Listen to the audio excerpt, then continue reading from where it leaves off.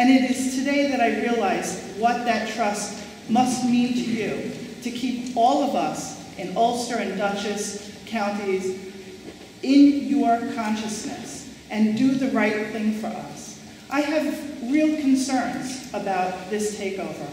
One is that just even look at the name of the corporation that we're looking at, Fortis. Fort meaning strength, right? Central Hudson says what we are about. We're about Central Hudson. We know those people who come to our homes and take care of our electrical needs. We will not know the people that come to our homes if Fortis takes over. I live in Riften. There may be maybe one. I know Joe's here from Riften. Most people, even in Kingston, don't quite know where I live. And I live between Kingston and New Paltz. And let me just give you a for instance. In Riften, we're a little hamlet. I think maybe 800 people, I'm not quite sure. But I have a Rosendale telephone exchange. New Paltz delivers my mail. Kingston is where my kids go to school, and I'm in the town of Esopus. Try to explain that to somebody from Canada. I don't think they're going to get it.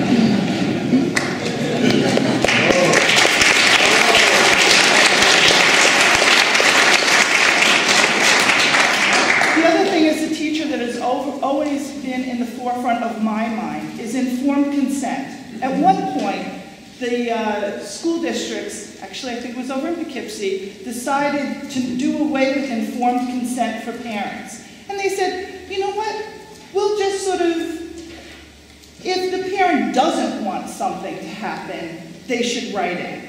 But of course that relied on a bunch of kids going home with a backpack filled with the same color papers for parents to go through that backpack to find a little piece of paper to say, oh yeah, I don't want this for my child. And I feel very much like this is a little bit like that. There is not enough community members that know that this is happening. And that's because of something that's really overwhelmingly amazing because of something I did at my school once, thanks to one of my parents who helped me with this. I spent 90 hours, my own hours, doing something that would show my students what capitalism was. And what I did was I assigned jobs to every student. They got a whole handout for what they needed to do. I had people who were in charge of a widget company, workers for that widget company, kids that were in school, university teachers. I had about 60 kids doing this. And I divided their moments that we had to work on this project. They even had Betty Bucks with my little picture on it. It was very cute. But we divided their work so that 1 minute equaled 1 hour of their day. So that they had 24 minutes of a session, and in that, for 8 minutes they worked, they slept for 8 minutes, they had X amount of time to do their regular work, and they had, they could have cars, insurance, there was a ton of stuff that went into this project. And what I realized after seeing this was that in a day, a normal human being has no time to come to these events at night because they're taking care of their children, they're working on their kids' homework, if they're married, if they're a single parent, God bless them because they are doing both jobs. They are taking care of their bills, they are taking care of their parents.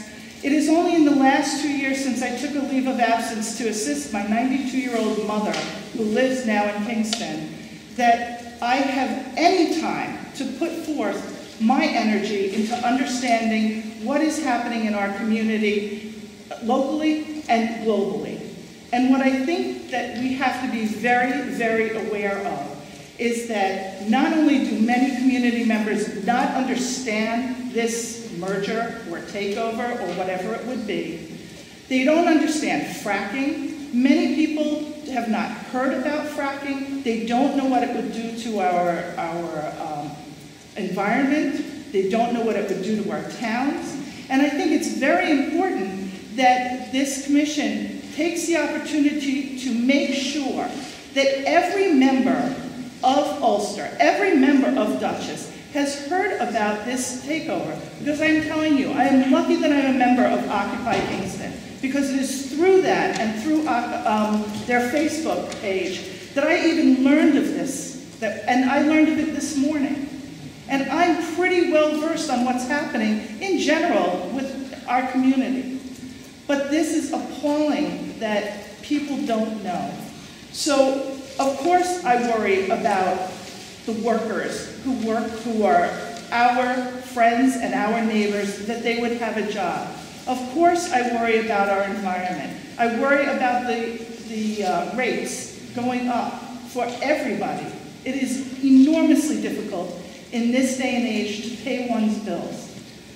But I am concerned mostly for the people that don't know this is happening. It is a bit like pulling the wool over people's eyes.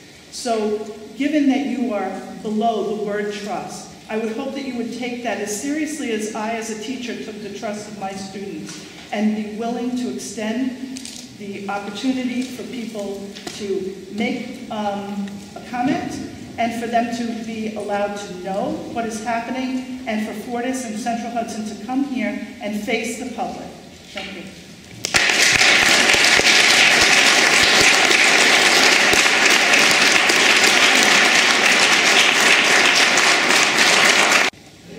Hi, thank you. I prepared a very short statement, which says, and thank you, whether you want to stay relatively the same as far as where our energy comes from, or if you want our community to take a more progressive stance towards renewable energy for our region, the business of this merger makes no sense to me. How could it be good for our community to allow a foreign company with no particular expertise in the area of energy transmission, but rather an expertise in the area of profits for stockholders, to buy our monopoly electricity utility? If they're willing to pay $25 million to upper management and give next to nothing to experienced labor, they already have their priorities backwards as far as service to our community. But the biggest concern I have is that by nature of the business model, our community is at grave risk of having our only source of electricity being used as speculation by a foreign holding corporation. Being a corporation already gives them the power to be personally irresponsible for their actions. And being a foreign corporation puts them further from persecution by the U.S. if they fail their responsibility to us. Given the importance of this service to our community, I say that any deal with Fortis is fundamentally flawed. I don't like a foreign company, especially this one, coming in. And I think that's all I have to say, and thank you very much. Thank you.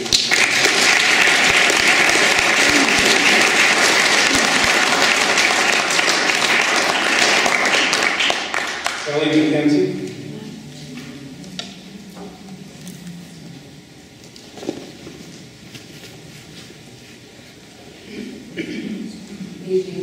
I'd like to thank you guys for extending the public comment period so that I could be here and help us to be here tonight. I don't have any prepared comments. I live in the town of Rosendale. I'm a homeowner, and having experienced the increasing frequency and severity of the storms, I count on Central Hudson, and they come through. And it's because the guys, they know the lines, and we will lose that knowledge base. As everyone has put here, I'm not going to repeat everything that people have said, but that's a major concern to me, that there's only a 2-year commitment to the union laborers. And another major concern to me is that there's no provision for renewable energy.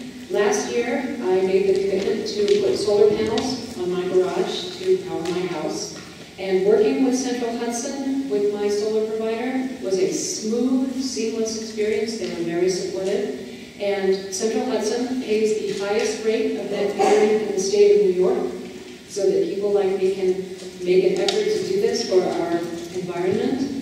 And I don't know, under Fortis, clearly they have no stated commitment to renewables, so people that might want to put solar panels on their homes will have less of an incentive, or maybe even the red tape they may have to go through would make it just not doable. I also request that you hold an evidentiary hearing and seek a recommended decision in the interest of transparency, and anything you can do to educate the public about what's going on also appreciate. And finally, in terms of your question about is there anything that Fortis could do, for me, I don't believe that there is anything that Fortis could do because I don't believe that it's in the public interest to give this service away to a foreign multinational corporation that I do not believe we would have the power to adequately regulate. I just don't think it would be possible. Is there a kind of company that I would like to see it go to if it was going to be sold? Yes, an independent, locally owned company or cooperative. Thank you.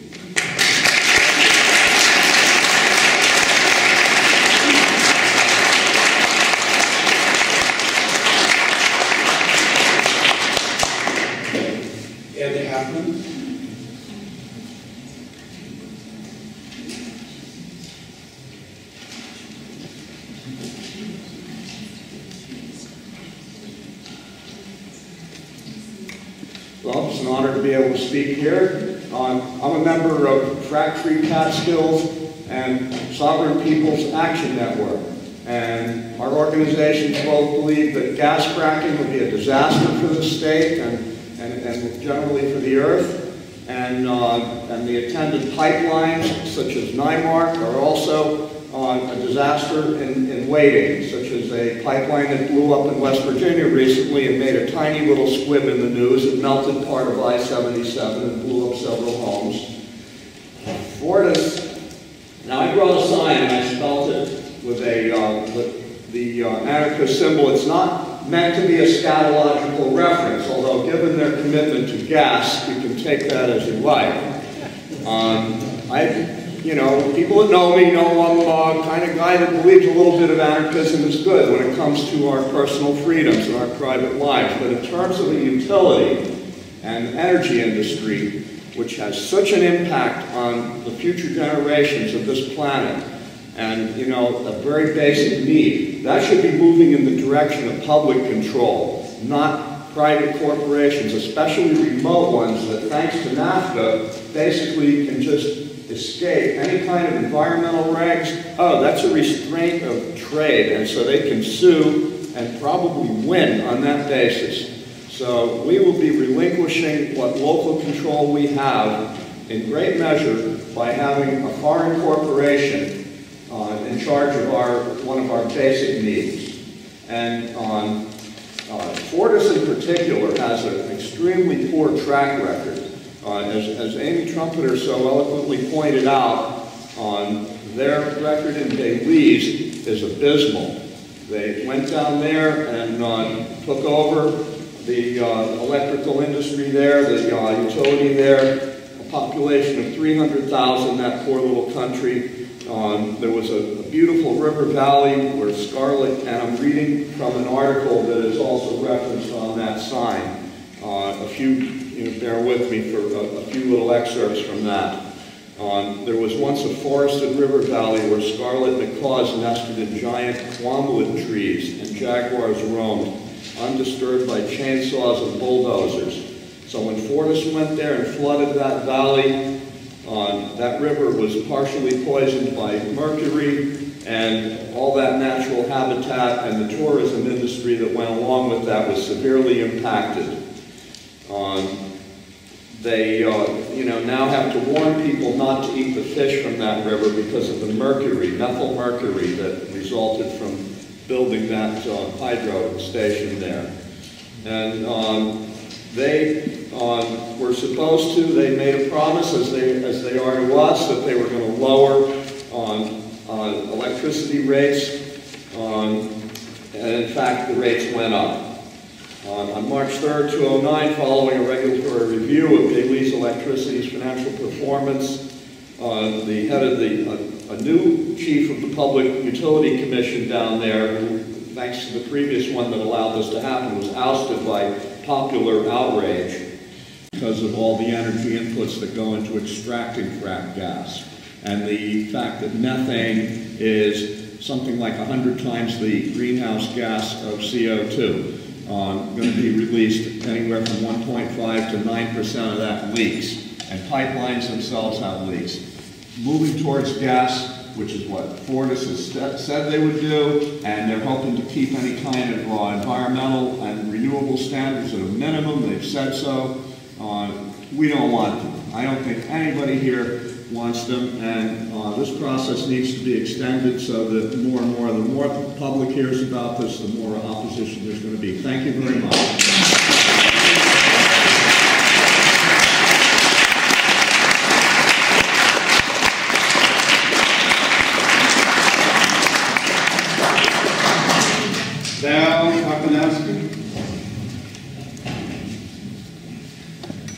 I'll give you a second. No problem.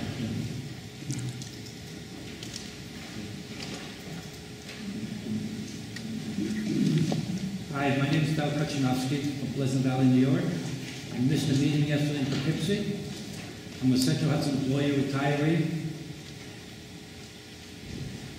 And I don't like what they're doing because a lot of employees will lose their job after 2 years. Okay, the way I speak to some of the friends that are working here, and the executives fill up the pockets. They don't care about the regular employees. And the thing is, I don't want you to sell out to Canadian people, because what happens is they're going to make their own profit and keep it in Canada. They only have a limit in the United States. Okay, it's bad enough. I have a quarry in town, Pleasant Valley. Some foreigner came out and bought them out. The employees lost their job 6 months after. Okay? And the thing is not right for the people who work here.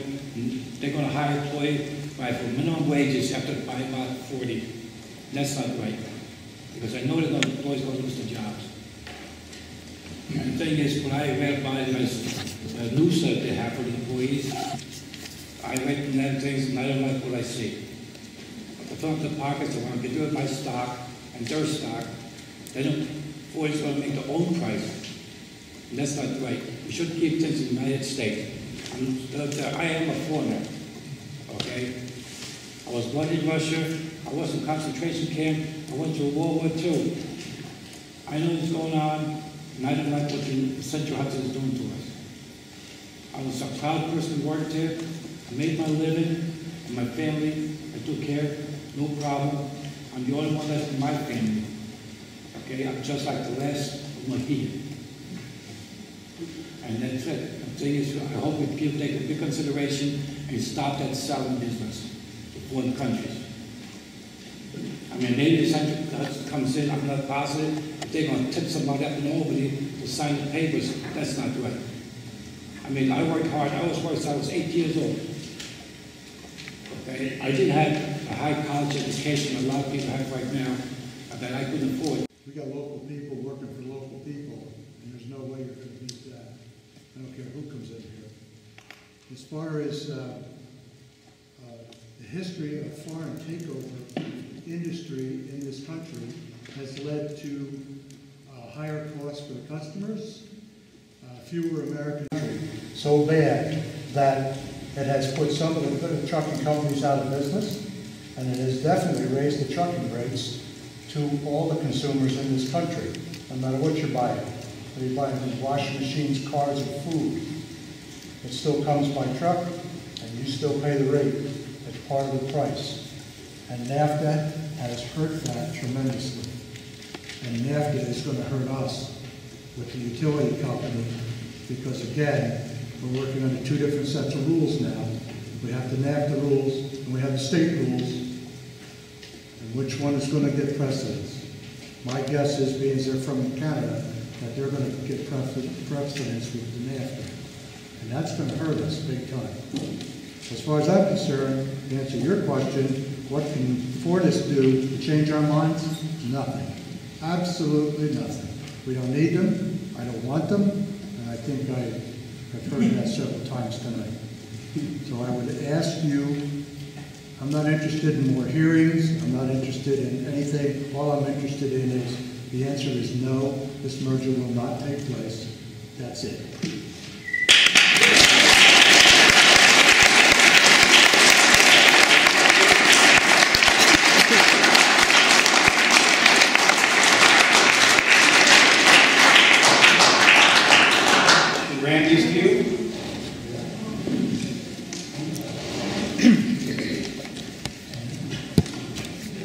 Hi, I'm here speaking as a private citizen. I am a resident and Central Hudson electric customer from Woodstock.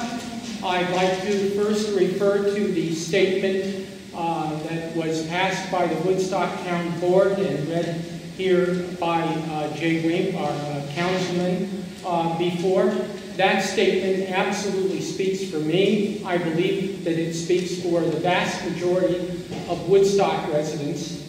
And I'd like to say something. A couple of people have mentioned the trouble finding out what's going on with this in our media here in Ulster County, regarding especially these two hearings that I'd like to thank the Commission for having the hearing last night. Nobody speak in support of the acquisition at this hearing either.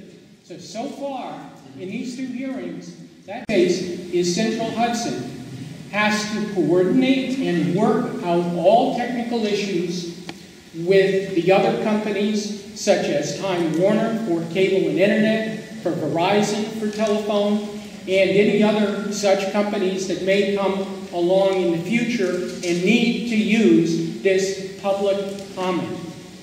How is it that the country that was once preeminent in its power and prestige less than 30 years ago finds itself in the position now to be selling off the right-of-way of its public commons, of its public utilities and services? It's shameful. So I'm requesting and strongly urging the Commission to avoid selling off the integral public commons. Also, just one word in support of Central Hudson. And it talks, this point talks to the issue of outsourcing. Central Hudson has had a tradition in its aggressive tree trimming in order to prevent power outages from storms, of hiring outside contractors from many of them local, but some of them from other states and upstate New York. A couple of years ago, they hired a very aggressive, overly aggressive tree cutting company.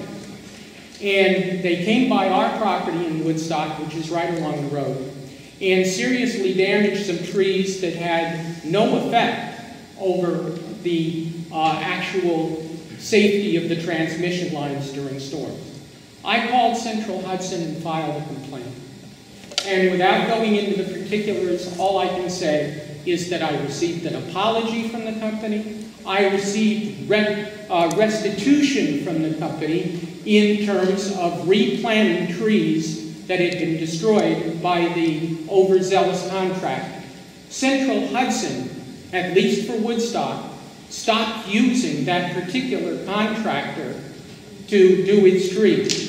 Are we going to be able to expect that kind of public response from a foreign company? I don't think so. So the fact that we need our local representation from our local company, as we've heard before, which has been very responsive to the people of this county, all the way to what I mentioned before about the absolute obscenity of allowing a foreign company to take over our local distribution system and our local public commons, which are the right-of-way of not only energy, but of communications, require that the Public Service Commission, in the best interest of the people of this part of the Hudson Valley, not approve the merger via acquisition of Central Hudson by Fortis of Canada. Thank you.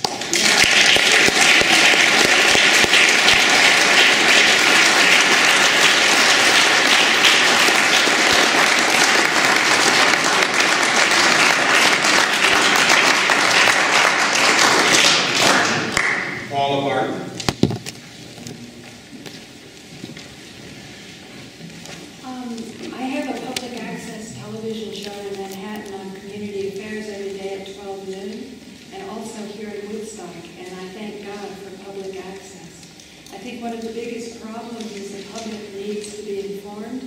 As it's been pointed out, there's not one person in the public, both here or in Poughkeepsie, that was in favor of this acquisition. And I'd also like to say that at one time, I was a cellular telephone speculator in the late 80s. With my brother, I went to Bowling Green, Kentucky. We hired an engineer. We borrowed $8 million from AT&T to build out the station. And let me tell you, the absolute scariest thing that we did was to face the Public Utilities Commission. And the engineer explained to us the responsibility that we had to the public.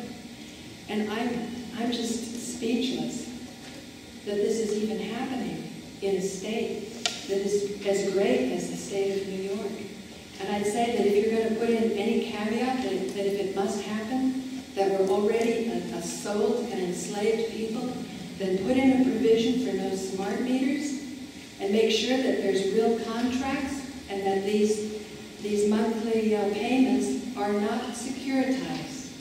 That's what I'd say. Thank you.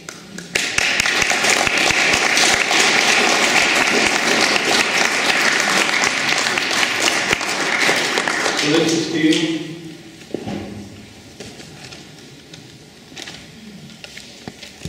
I'm Felicia Steele, citizen of Ulster County here, and I am definitely against this infrastructure of ours being sold overseas to or across the border to a Canadian company for the obvious security reasons, but also at a time when this country needs more of a financial base than it has. Here we are selling this infrastructure, and with it goes profits to another country, and therefore not keeping it here. Also, you know, Public Service Commission, you're commissioned to serve the public. And what we have here is a de facto sampling of the public. If more people knew about what was happening here, they would be here, and they would be against it. They would be mailing the letters in to be against it. Also, your jurisdiction questionably may or may not overrule NAFTA. And in that kind of political climate, we cannot even rely on this taking place at all, because perhaps you would not be able to have jurisdiction. The other thing about this also was mentioned by several people about smart meters, and you know, none of us wants to have our homes burned down, and that's what's happening across this country, where many of these postcode modulation microwave smart meters are being installed, especially on wooden residential buildings. This raises a question also of when you have a company in Canada that basically is a parent company of Central Hudson as proposed, who would be liable? How could you hold them liable? And we're talking about issues of loss of life as well as of health and property. And privacy. And privacy. And for that and for many of the reasons mentioned by many of the fine people here, some of whom I know and many of whom I don't know. Also, I've spoken with Central Hudson workers when they've been around the neighborhood, and I found them to be very friendly and very knowledgeable and can explain their jobs and what they're doing. And I would not want to see those workers replaced with less knowledgeable workers who aren't even from the area. Thank you very much.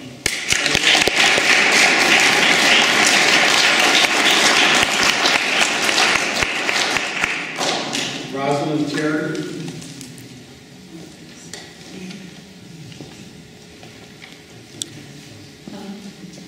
First, I just want to mention to Betty from Rifton, I stayed up all night inviting everybody I could think of from Facebook. So thank you. I want to thank you for this hearing. You did not have to give us 2 more public hearings, and you did not have to extend public comments to May 1st. So I think this really reflects that you really do want to know what we think. And you can see from the number of people tonight, if you wanted to even extend the public comment, I'll just throw a plug in, for another month or 2, if you're not convinced yet, and you extend it for another 2 months, we will continue to convince you. I wanted to mention that in preparation for this, I read a lot of the responses to the joint opposition. And I just want to mention 4 of the groups who were against this merger were PULP, which is a public utility law project, IBEW 320, RESA, which is a retail energy supply association, and NYSEMC, the New York State Energy Marketing Coalition. These 4 groups were against. The 2 groups who were for, number 1, the Utility Intervention Unit, called UIU, that's now part of the State Department. And the second group was the Department of Public Services staff who thought the merger should go through. So as I saw that only 2 groups wanted it, I started to think, who really wants this merger? Central Hudson executives, Central Hudson shareholders who voted yes, but I happen to know there are a lot who voted no, who need these shares for their retirement income. So that's going to be a whole group of people that are going to lose retirement income. And the 2 others, of course, are Fortis wants it, and selected elected officials. There's a few elected officials who want this to go through. So I think that you can see that there really, nobody today or yesterday spoke in favor of this.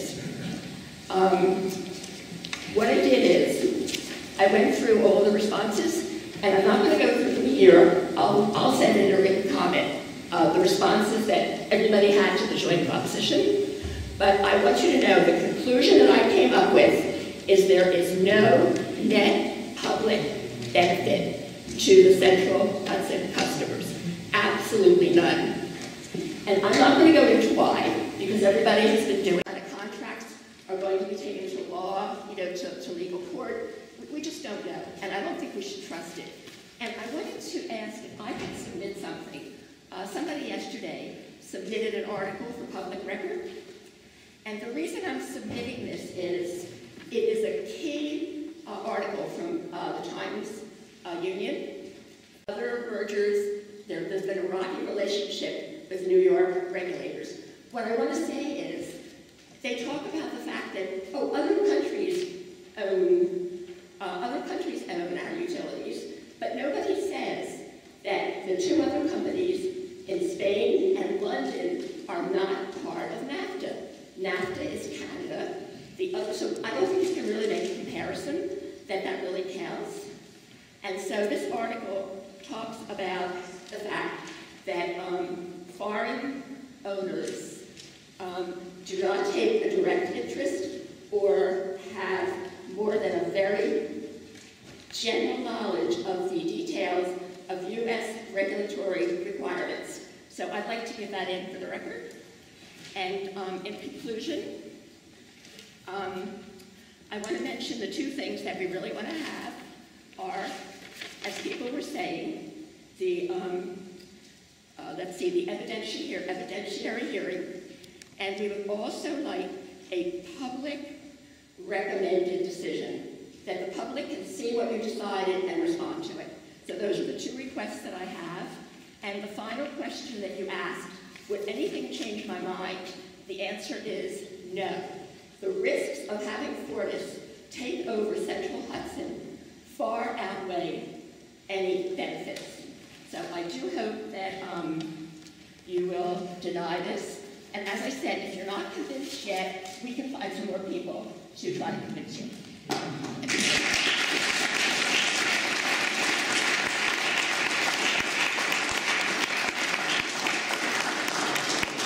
Could you give that exhibit to... Oh, sure. I have it right here, ready to go.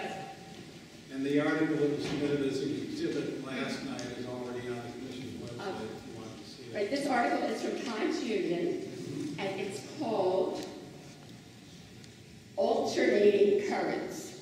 And it's about other utilities in New York State that are owned by foreign companies, foreign multinationals. Okay. Robert Elliott.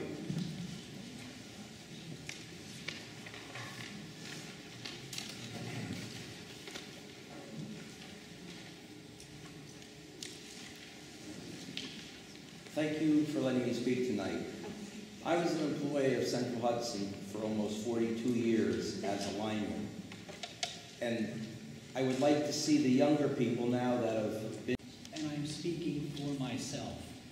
Several years ago, the public was informed that a merger of two area hospitals would provide better service to the community.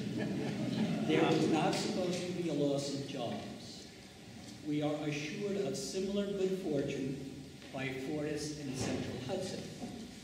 How can we be assured of these promises? Due to the track records of these mergers in the public interest that do not bring any significant improvements, I respectfully request that this merger be turned down. When are we going to learn from our prior mistakes? Thank you very much.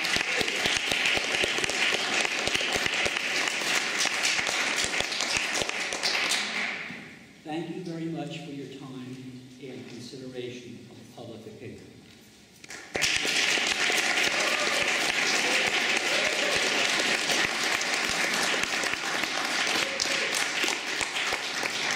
Jesse here.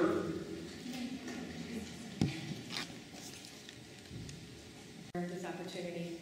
I'm going to be really brief. I don't have anything prepared, but I just know in my heart of hearts, my mind of mind, my soul of souls, that it's wrong. And every time I think about it, I can't go any further with the idea that it's so unnatural to outsource energy, to outsource power.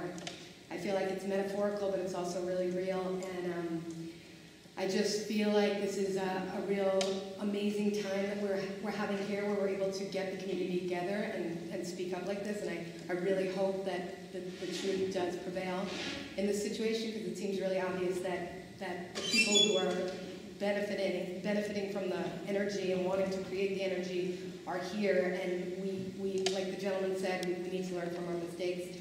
Instead of talking, because I'm not going to take that much time, and everybody said so much stuff that I really took in and heard, and I hope you did too. I would like to be bold enough to ask if we could just take a moment to all visualize something that we'd like to see while I'm up here, just to hold that space, if you would not mind.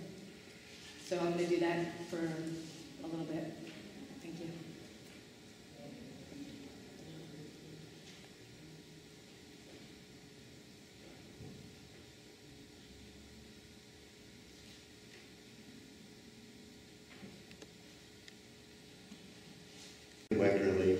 I'm a resident of Orange County, and tonight I'm representing the Sierra Club.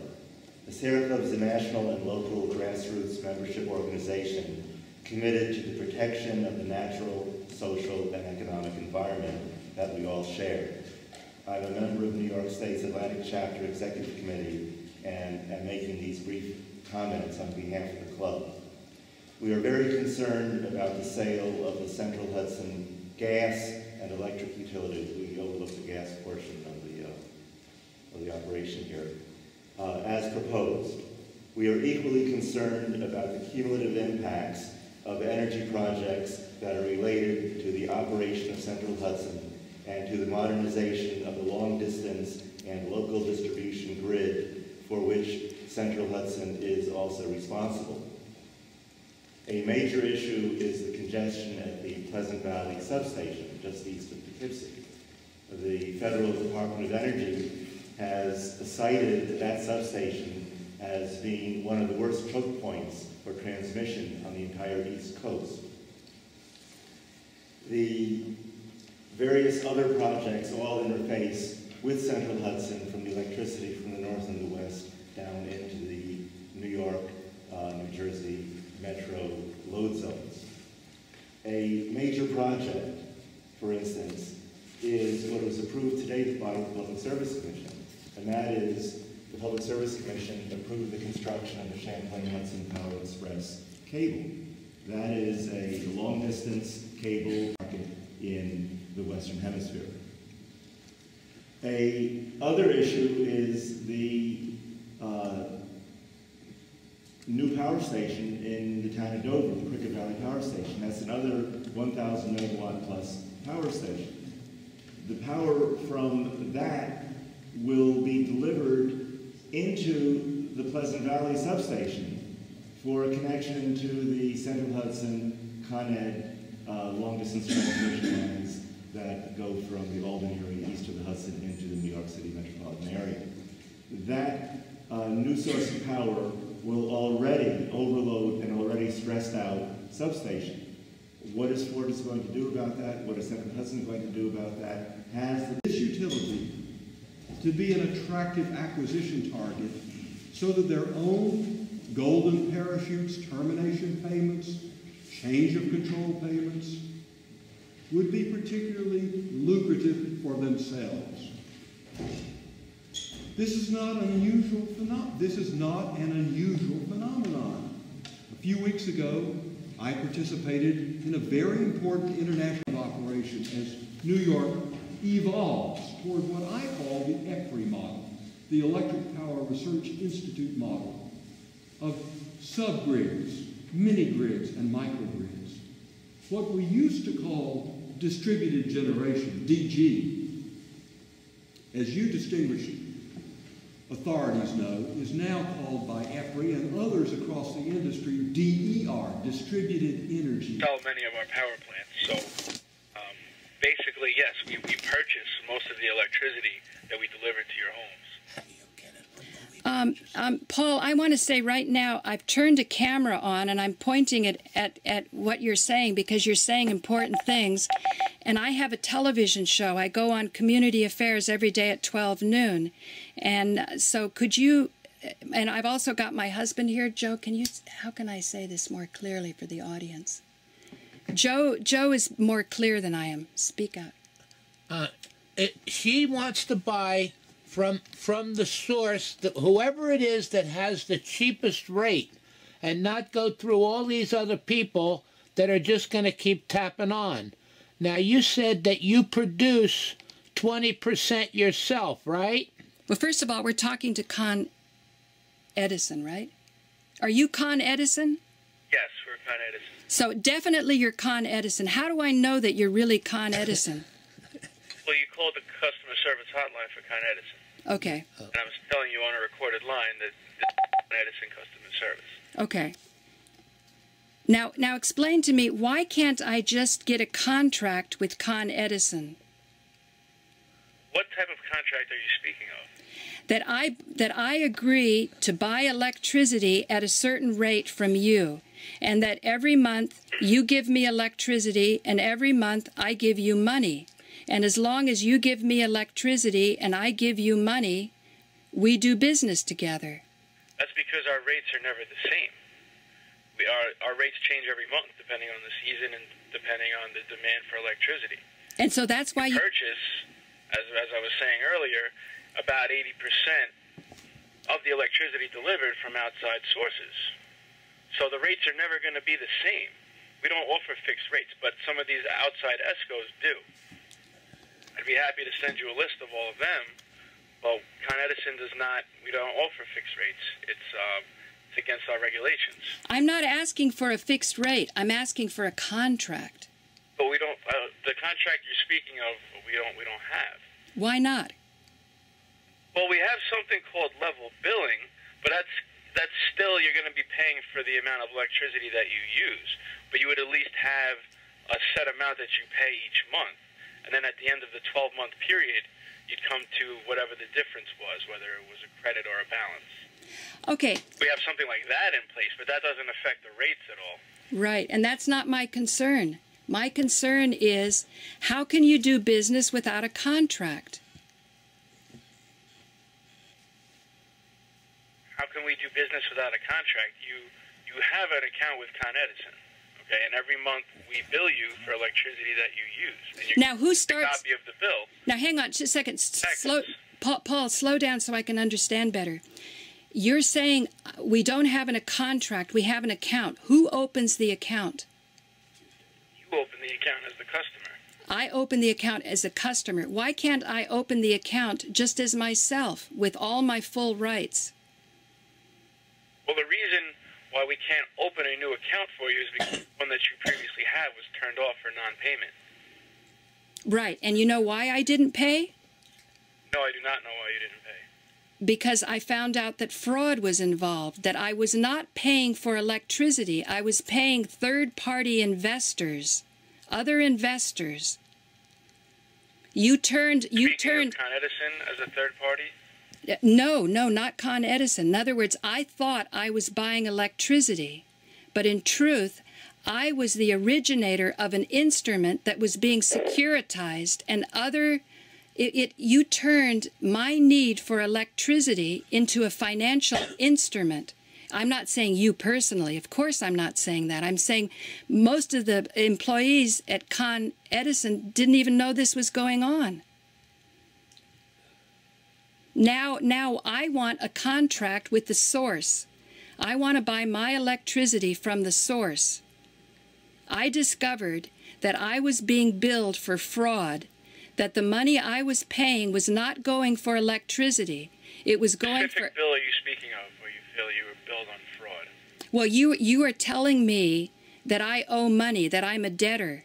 I'm telling you, not only am I not the debtor, that I'm actually the person that has been damaged and harmed, that you actually took credit out of my account. And, excuse me, I keep saying you. I don't mean you. I don't mean you personally. What you're intending to say. And I don't even mean Con Edison. I don't know who I'm dealing with. I don't know who's doing this. That's why when I pay this, I don't know where the money's going to. So I don't want to do that. Let me explain a little bit what she's saying. We've learned from a lot of our research that whenever we sign our names on something, since back in 1933, America lost the gold. So we don't have money. What we have is notes from the Federal Reserve. Internal currency, right. Credit policy, a chip. Right. It's supposed to be internal credit. Right? Now, whenever we put our signature on something, that signature generates money from the Federal Reserve, and the Federal Reserve prints up paper.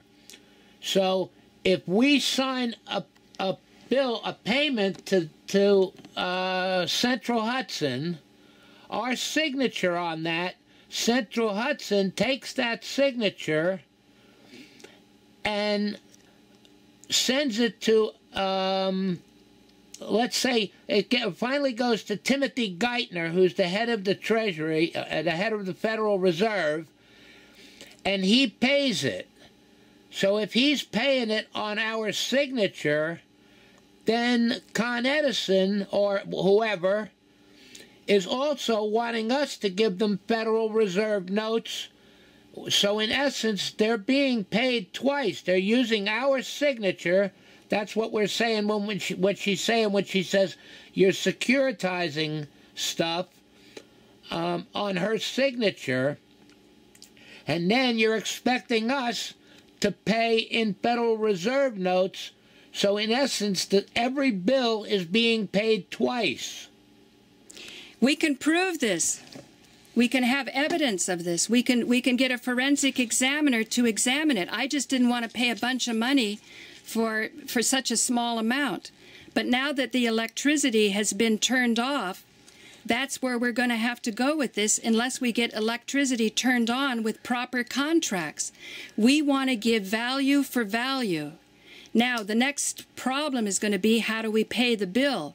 But at least if we can get a proper contract so that we know you gave us something of value, we give you something of value back, then we can have a healthy economy. But right now, on the level of the actual purchase of the electricity, what we're doing right now, between human being to human being, this is the only way to correct the problem. I'm just saying I want to buy electricity from you, from the source, if you're the source. Do you want to sell electricity to me or not? And will you honor all of my rights? Because I need this electricity. I'm involved in a complex society, but my political leaders have sold me down the creek. And that's why we have all these resellers, and that's why all this fraud exists. But none of them are addressing the fraud. So we can only address the fraud one case at a time. And you may not be aware even, because very few Americans are aware of the scam. Whenever the federal government, when they lost the gold in 1933, that was money that belonged to we the people, right? Are you following me? Yes, sir. So therefore, they owed we the people money. When they gave you a birth certificate, that certificate is like a stock certificate in the wealth of America. Are you following me still? Yep. You own by your birth certificate a percentage of America. Of the Commonwealth. Of the Commonwealth. America is very rich. Therefore, on your birthday, the day you were born, $1,800,000 was put into a credit account in your name. But they never told you this. Or your mother. Or your mother. And every year after that, the federal government put $1 million credit into your account. Like I'm 67 years old. There's now $67,800,000 in my credit account, right? Now the government, because it lost our gold, is supposed to use that credit account to pay all our bills. Now banks know what I'm telling you. The CEO of your company knows what I'm telling you. Whenever we sign a piece of paper and put our name on it, banks and CEOs and all the people that are in the know, the Wall Street crowd, take that signature. They go to that account, to your credit account, and they deduct that money from that account to pay that bill.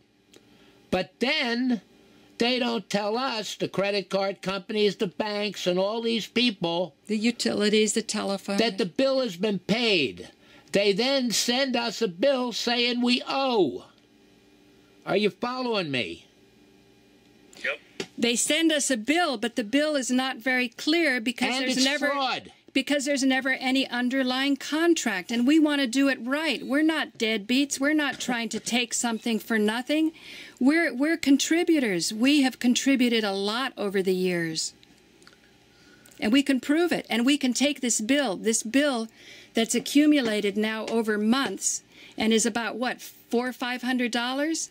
If we do a forensic examination, we're going to see that this is spun off in secondary investment instruments. You turn my need, excuse me, not you. Don't take this personally, Paul. Con Ed. Taking this personally. And not even Con Ed, because I don't even know if it's Con Ed. I don't know who is, who we know it's being done. We haven't tracked who is the actual party doing it. When we do, they have committed fraud, and more than likely will go to jail, because the American people are now waking up to what the scam is. Now, we're TV producers, and we've had people, some of the top legal people that know and teach this stuff. So we're not just talking like crazy people. We actually can base everything we're saying on fact, on paperwork, on ink on white paper, to prove everything we're saying. So our purpose here is just to move forward in honor. We want to do things correctly. If this old bill is paid, then that acknowledges the fraud. We don't want to do that, but we need electricity. So that's why you're in a difficult position now as a supervisor. Well, yeah, that's correct. I mean, I actually thank you for that information. I mean, I definitely learned something from that. It's just that as far as this bill is concerned right now, I understand your case and your stance on it, right? At the same time, from Con Edison's perspective, okay, this balance would have to be paid, or at least a payment arrangement would have to be worked out for us to reconnect your service. To do that, we're accepting the fraud. We are now saying it's okay to defraud us. That would be giving consent to fraud. And so, since we need electricity, we're going to have to look into other methods of getting electricity into this small apartment in Gramercy Park, New York, which we are prepared to do. And this is going to open up a lot of, I mean, let's face it, for us American nationals, right now, we're going to have to really struggle to get our country out of hot water, because there is no question it is in hot water.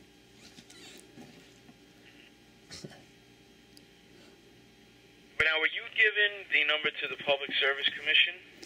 No, we the governing body that regulates kind of. I can get that. We have that, yes. We have that number because we put that out on our public access show. We're having people call it for cable and for telephone.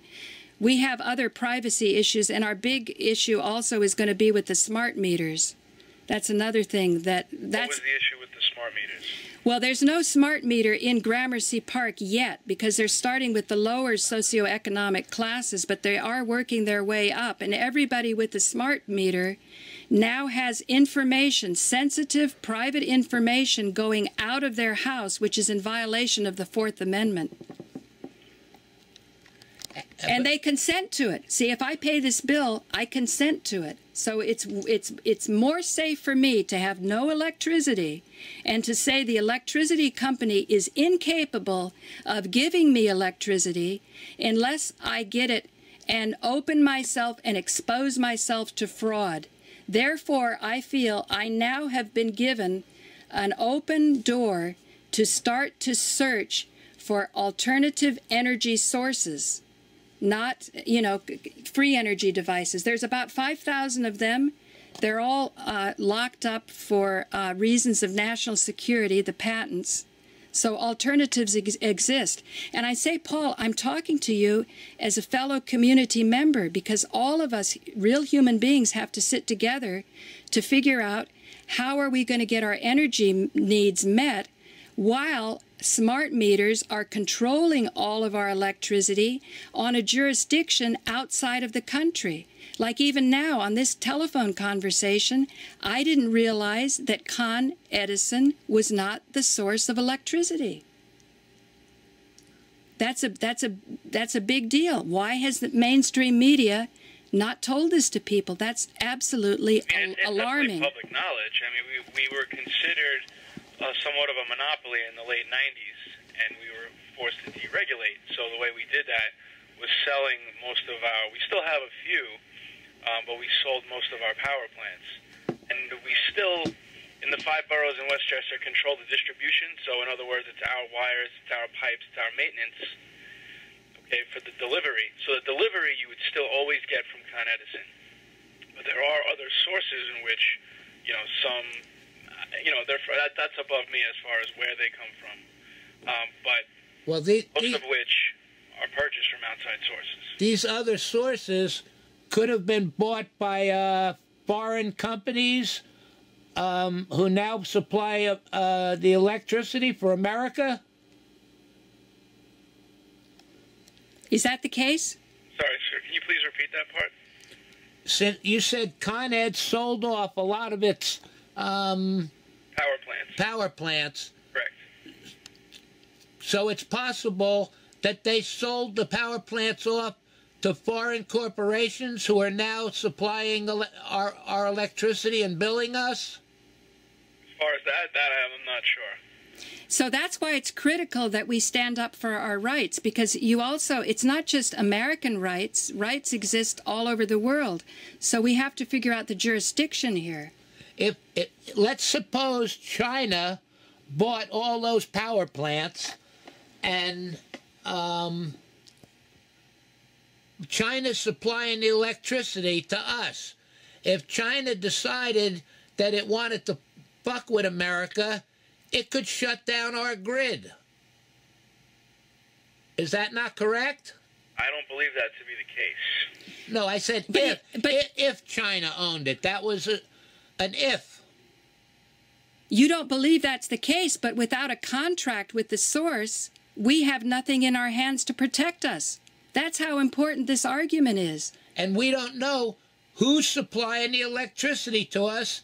And in America, we have people who make sure that the rates are reasonable for Americans. But if China was, all right, let's say Japan. If Japan bought the utilities, then Japan could charge any rate it wanted to. Is that not correct? If they own the grid, I mean, I'm not going to get into hypotheticals, to be honest with you. All right. Now, but Paul, excuse me. You don't want to get into hypotheticals. We don't want to get into hypotheticals. All we want is a contract. We want my signature and somebody from the electricity company's signature. That's the way to do this honestly. I understand where you're coming from, and I don't disagree with you either. But as of right now, we don't have anything like that in place. So that there's no contract that we could generate. Well, we don't stand under the bill that you're trying to charge us for because it's fraudulent, and we can prove it. We stand by our bills. All of our bills are regulated by the Public Service Commission. If you look at the bills, all the taxes, state, federal tax. Yeah, but that bill was also paid when we sign I told you before, there's a credit account in our name. Whenever we sign a check to pay, or that check, the signature on that check generates money from the Federal Reserve, which covers that check. And then they're expecting us to, again, produce money from our account to pay it. In essence, the bill gets paid twice. In this situation, though, you're using X amount of kilowatts each month, and then you're billed for that. So I don't understand. No, but we're being double you're being billed twice. No, but you've been already. But listen. I'm 61 years old. My husband's 67 years old. What that means is, at this point in our life, so much money has passed from our accounts, where our one signature, opening up an account, not a contract, where we think that we're buying electricity from you, but we're not. You're being paid for the electricity from accounts that we didn't even know we had. Now, the importance of this is... We're purchasing the electricity. Excuse me? So we're purchasing the electricity and delivering it to you. You're purchasing the electricity, but you're having the electricity being paid for by credit accounts that were set up in our name and generated through our birth certificate. That's why you ask for Social Security number, and that's why the American people were promised that the Social Security number would never be used for anything other than Social Security. They were promised this because everybody could see the handwriting on the wall, that everybody would want to be tapping into these accounts.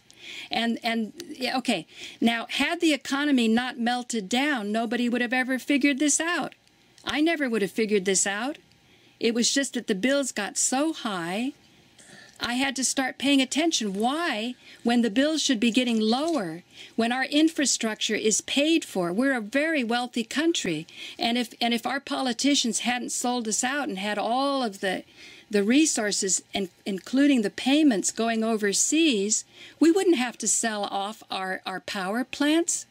We wouldn't have to sell off the source of electricity.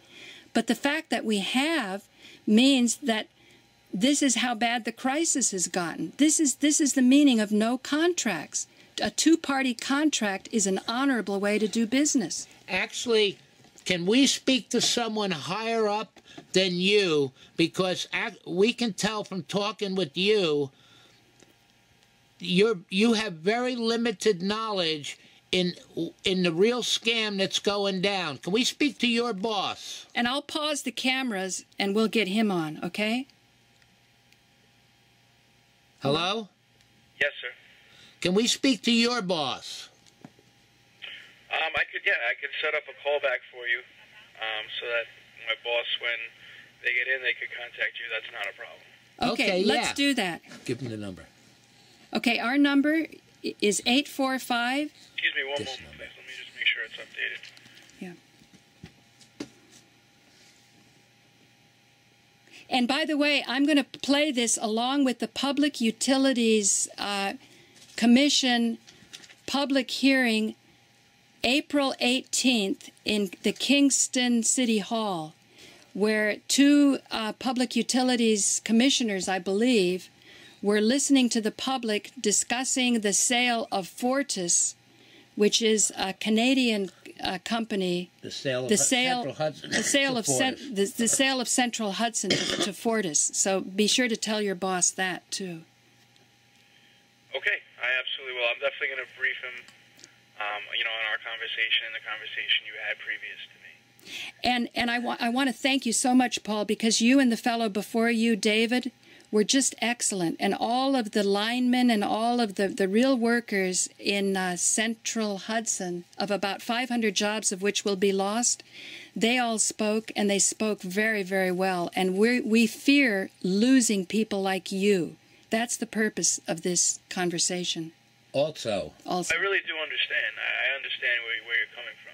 Yeah. And we are trying to expose the scam that the politicians and the bankers and the Wall Street people and the media have run on everybody. Even the workers at Con Ed don't really understand how big the scam is and how big the fraud is.